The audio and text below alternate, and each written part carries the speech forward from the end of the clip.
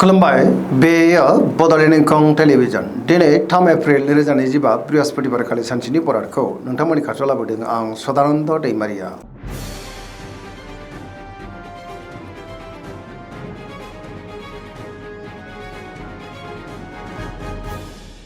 सिगां फरायनो लादों मेष राशि गिबि हांखो अ ल दिनैनि साना जोबोर मोजां बहानिफ्रायबा हरखाबै मोजां खौरांबो मोननो हागौ गुबुनजों दिनै मोजां सोमोन्दो लाखिनोबो रोंगोन सोरबा लोगोजों बाखनाय जानो हागौ बहाबा दावबायनो एबा हान्थिनो खाबु मोननो हागौ आरो मोजाङैनो हान्थिनोबो हागोन देहाया दिनै मोजाङैनो थागोन गावनि गोसोनि साननायफोरखौ लाइमोनफ्रा फोरमायलायनोबो हागोन गुबुनजों दिनै मोजां सोमोन्दो लाखिनो रोंगोन रांखावरियाव जोबोर मोजां होनजायो बेफार फालांगियाव दिनै जोबोर मोजां मुलाम्फा मोननो हागोन आरो आयाबो बांनो हागौ मोननो गोनांखौबो दिनै मोननो हागौ गुबुननि थाखाय गोबां मोजां खामानि मावनानै होनोबो हागोन नखराव बिसि फिसायनि गेजेराव अनलायनाया बांगोन समाजावबो मान मोनगोन लाइमोनफ्रा जोबोर रमान्टिक जागोन गावबा गावनि गोसोनि साननायफोरखौ दिनै फोरमायनो हानानै गोसोआव जोबोर गोजोननाय मोनगोन पजिटिभ एनार्जिनि गोहोम गोग्लैगोन।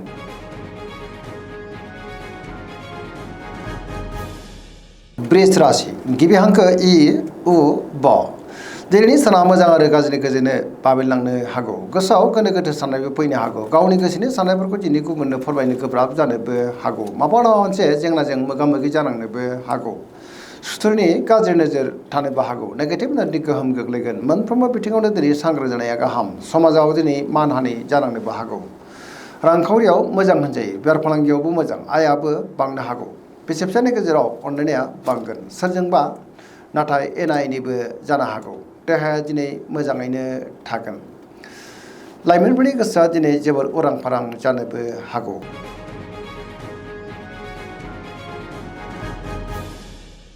मिथुन राशि गिबि हांखो क स दिनैनि साना जोबोर मोजां पजिटिभ एनार्जिनि गोहोम गोग्लैगोन गोसोआव गोथों आरो गोग्गो साननाय फैगोन गियाननि आंखाल जानाय नङा सोरबा लोगोजों बाखनाय जानोबो हागौ बहाबा दावबायनो एबा हान्थिनो खाबु मोननो हागौ आरो मोजाङैनो हान्थिनोबो हागोन गोसोआ दिनै जोबोर खुसि जागोन लाइमोनफ्रा गावबा गावनि गोसोनि साननायखौ फोरमायलायनोबो हागोन देहाया दिनै मोजाङैनो थागोन रांखावरियाव मोजां होनजायो बेफार फालांगियाव दिनै जोबोर मोजां मुलाम्फा मोननो हागोन गोसोआव बोलो बांनो हागौ मावलांनाय खामानिफ्रा दिनै थि समावनो आरो गोरलैयैनो मावफुंजागोन सोरबा लोगोनिफ्राय थोजासे हेफाजाबबो मोननो हागौ सोरजोंबा बाखनाय जानोबो हागौ पजिटिभ एनार्जिनि गोहोम गोग्लैगोन धोरोमारि बिथिङावबो दिनै गोसो दुंखांनो हागौ सरासनस्रायै दिनै साना जोबोर मोजां आरो मोजाङैनो बारग'लांगोन।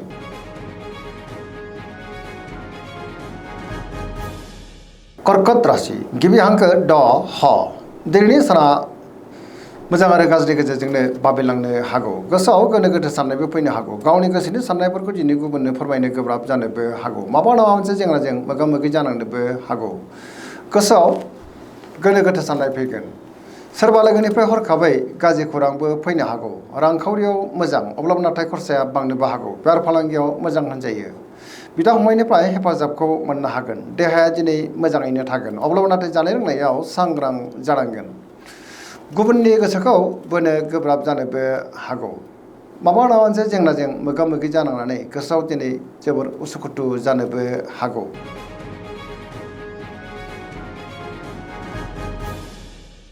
सिंह राशि गिबि हांखो म ट दिनैनि साना मोजां आरो गाज्रिनि गेजेरजोंनो बाबेनलांनो हागौ गोसोआव गोनो गोथो साननायबो फैनो हागौ गावनि गोसोनि साननायखौ दिनै गुबुननो फोरमायनो गोब्राब जागोन सोरजोंबा थगायजानोबो हागौ रांखावरियाव बारा मोजां नङा होनजायो नाङा फाङा खरसायाबो दिनै बांनो हागौ बेफार फालांगियावबो बारा मोजां नङा होनजायो बहाबा दावबायोब्ला दिनै लामा सामायाव सांग्रां जानांगोन गुबुननि थाखाय नाङा फाङा जेंनायाव गोग्लैनांनो हागौ मोनफ्रोमबो बिथिङावनो दिनै सांग्रां जानाया गाहाम आरो नेगेटिभ एनार्जिनि गोहोम गोग्लैनोबो हागौ नखराव अननानै फैगोन बिदा फंबायनिफ्राय हेफाजाबखौ मोननो हागौ देहाया नाथाय दिनै बारा मोजां थानाय नङा गोबां रोखोमनि देहायारि जेंनाजों मोगा मोगि जानांनोबो हागौ जानाय लोंनायाव दिनै सांग्रां जानांगोन।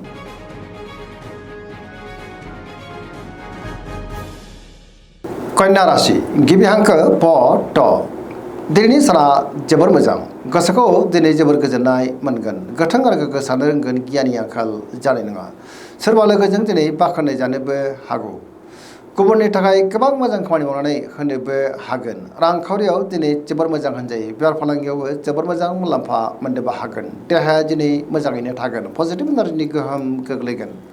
बिदा फंबायनिफ्राय थोजासे हेफाजाबबो मोननो हागौ। बिमा बिफानि अननाय आबोरखौबो दिनै मोननो हागौ। सोरजोंबा बाख्नाय जानोबो हागौ। पजिटिभ एनार्जिनि गोहोम गोग्लैगोन। लाइमोनफ्रा जोबोर रमान्टिक जागोन आरो गावबा गावनि गोसोनि साननायफोरखौ दिनै फोरमायलायनोबो हागोन।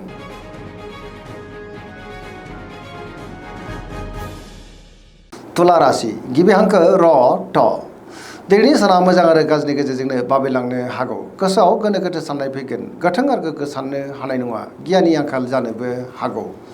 गोसोनि बोलोआबो दिनै मानोबा लोरबां जानोबो हागौ। बहाबा हान्थिब्ला लामा सामायाव सांग्रां जानांगोन। मावलांनाय खामानिखौ मावफुंनो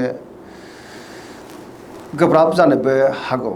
देहाया दिनै बारा मोजां थानाय नङा। गोबां रोखोमनि देहायारि जेंनाजों मोगा मोगि जानांनोबो हागौ। रांखावरियाव मोजां, बेफार फालांगियावबो मोजां होनजायो। नखराव बिसि फिसायनि गेजेराव एना एनिबो फैनो हागौ। गोसोनि साननायफोरा दिनै गोरोबलायाबो जानो हागौ। लोगोफोरनिफ्राय हेफाजाब लानांनोबो हागौ। सेंग्रा सिख्लाफोरनि गोसोआ दिनै जोबोर आला खाला जागोन आरो नेगेटिभ एनार्जिनि गोहोम गोग्लैनोबो हागौ।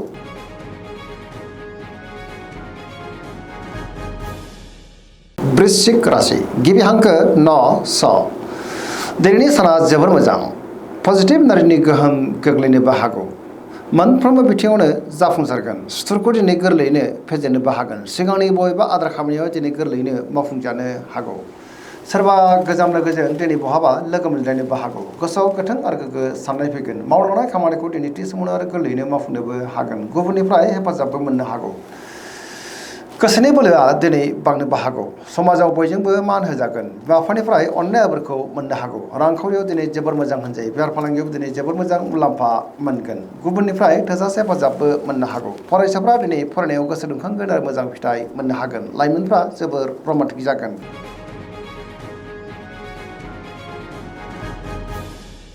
धनु राशि गिबि हांखो ढ फ भ दिनैनि साना जोबोर मोजां। गोबां मोजां मोजां खाबुबो दिनै मोननो हागौ। गोसोआव गोथों आरो गोग्गो साननाय फैगोन। गियाननि आंखाल जानाय नङा। माबा नङा मोनसे जेंनाजों मोगा मोगि जायोब्लाबो गोसोआ जोबोर खुसि जागोन आरो बेफोरखौ मोजाङैनो सुस्रांलांनो हागोन। रांखावरियाव जोबोर मोजां होनजायो। बेफार फालांगियावबो दिनै जोबोर मोजां मुलाम्फा मोननोबो हागोन। गोथों आरो गोग्गो साननो रोंगोन। बहाबा हान्थिब्ला दिनै जोबोर मोजां आरो मोजाङैनो हान्थिनोबो हागोन। देहाया मोजाङैनो थागोन। जायखि खामानि मावानो दिनै मोनफ्रोमबो खामानियावनो जाफुंसारनो हागौ। बिदा फंबायनिफ्राय थोजासे हेफाजाबबो मोननो हागौ। बहानिफ्रायबा हरखाबै मोजां खौरांबो फैनो हागौ। लाइमोनफ्रा दिनै जोबोर खुसि जागोन आरो गावबा गावनि गोसोनि साननायफोरखौ फोरमायलायनोबो हागोन। पजिटिभ एनार्जिनि गोहोम गोग्लैगोन।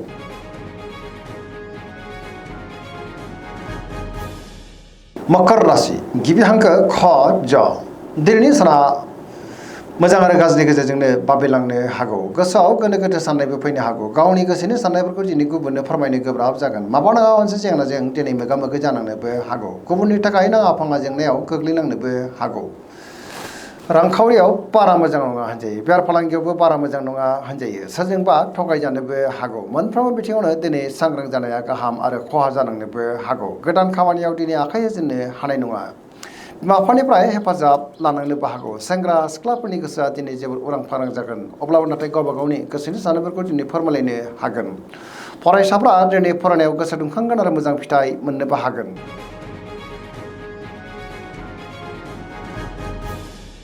कुम्भ राशि गिबि हांखो ग स दिनैनि साना जोबोर मोजां।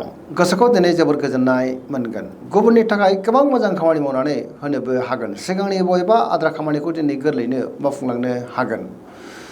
मावलांनाय खामानिफ्राबो गोरलैयैनो मावफुंजानो हागौ। समाजाव मान मोननो हागोन। गोबां मुंदांखा सुबुंजों दिनै बहाबा लोगो मोनज्लायनोबो हागौ। रांखावरियाव जोबोर मोजां होनजायो। बेफार फालांगियाव दिनै जोबोर मोजां मुलाम्फा मोननो हागौ। देहाया दिनै मोजाङैनो थागोन। अब्लाबो नाथाय जानाय लोंनायाव सांग्रां जानांगोन। नखराव अननानै फैगोन। बिदा फंबायनि हेफाजाबखौ मोननो हागोन। गुबुननिफ्रायबो थोजासे हेफाजाब मोननो हागौ। बहाबा दावबायनो एबा हान्थिनो खाबु मोननो हागौ आरो मोजाङैनो हान्थिनोबो हागोन। पजिटिभ एनार्जिनि गोहोम गोग्लैगोन। सरासनस्रायै दिनै साना जोबोर मोजां आरो मोजाङैनो बारगलांगोन।